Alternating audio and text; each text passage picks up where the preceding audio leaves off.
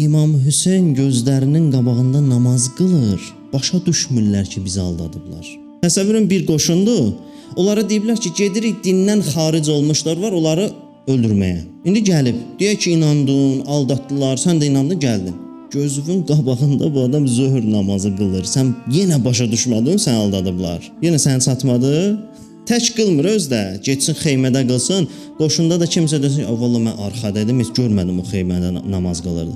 Camaat namazı qılır. Qəsdən edirdi İmam Hüseyn buna. Görsün ki, biz müsəlmanıq, biz namaz qılırıq, hətta namazı camaatla qılırıq.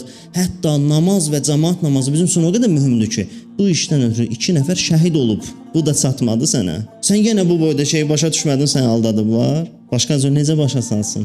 O tərəf başa düşmürdü ki, bizi aldadıblar. Çünki bir cəmiyyət ilahi mədəniyyətlə yaşamayanda hansı mövzuda aldandığını da bilmir. Heç ümumiyyətlə aldandığını bilmir.